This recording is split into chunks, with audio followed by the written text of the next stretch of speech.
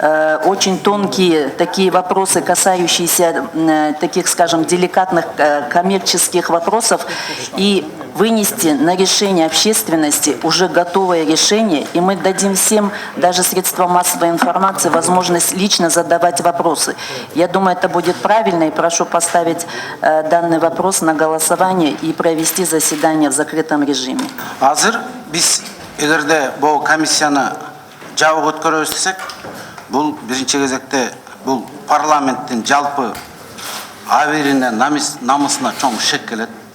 Бул көмүскө иштер боюнча, коррупциялык иштер боюнча бирден бир курал күрөшүүдө. Бул ачык айкындык. Бийликтин туткасы бул эл. Анан биз ошо элден жашырып, жамынып алып, бармак басты көз кысты кылабызбы? Эгерде биз азыр жабык өткөрсөк, урматтуу депутаттар, эртең биз кабыл алган чечим легитимсиз болуп калат, эл ишенбейт.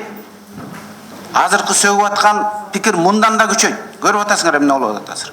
Анан биз азыр кайсы бир мындай уятыбыз менен жабык өткөргөн деп добушка коебуз. Ошондуктан добушуңуз мындай сунушуңузду Куршат Кадыровна кайра тартып мындай чакыртып алыңыз. Эгер биз депутаттар, коллегалар популизмге өтпөй ачык иштейли десек, мына мисалы Алмамбет Насыркановичтер айтып атат, жабык болсо чыгып кетели деп.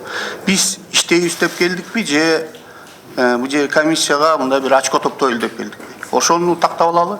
Давайте будем без эмоций говорить, и действительно, есть вопросы. Есть вопросы, которые нуждаются в закрытом режиме обсуждения. Нуждаются. Давайте хорошо. Тогда просто, извините, вопросы, которые касаются экономической деятельности и которые касаются моральной стороны этого вопроса, просто разделим и все. Определим, какие вопросы моральной стороны, какие вопросы экономические, какие национальные. Сиз аял затысыз, өкүлүсүз. Ошондуктан мен сизге мындай реплика айтпайм. Бирок эмоцияга мен эмес, сиз алдырып атасыз. Алмаз Батырбеков алдырып атат эмоцияга. Очко кылып атасыңар, дешевый пиар деген. Не деген сөз ал, дешевый пиар?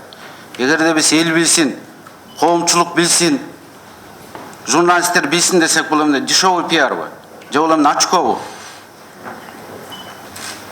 Силер дагы бир этиканы сактагыла да. Биз силерди айткан жокпуз да, премьер-министрге кошумат кылып атасыңар, үйүнө барып кылгыла деп кошуматыңарды.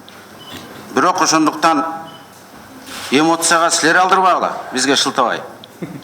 Анан эгерде жабык өткөрөм десеңер, жабык өткөрө бергиле.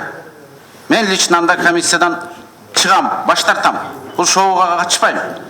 Рахмат. Эл билсин. Анан анчалык бизде жашырыштын эмне кажети бар? Мен таң калам да, ушун жабык жарымысын жашырып өткөрөйүк, жабык өткөрөйүк, жарымысын ачык өткөрөйүкчү. Ачылып калганда бул иштин бардыгы. Негизги нерсе бар, айтылып калганда. Ачылып калганда. Ана коомчулуктан жашырып не кылабыз? Азыр бүткөндөн кийин эле бирөөбүз айтып коебуз, ачыктап коебуз. Башкалар айтпаса да мен айтып коюшум мүмкүн. Андыктан канчалык жабык өткөрүштүн кажети бар дейм да.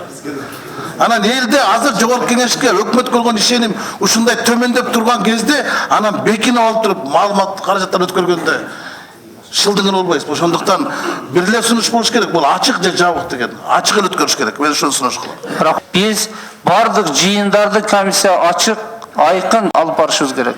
Маалымат каражат, массал каражаттары элге жеткирсин, эл тараза. Бунун бардыгын көрдү, кимдин кандай аракети бар, башка жагын эл баа берди. Ошондуктан биз ачык алып баралы,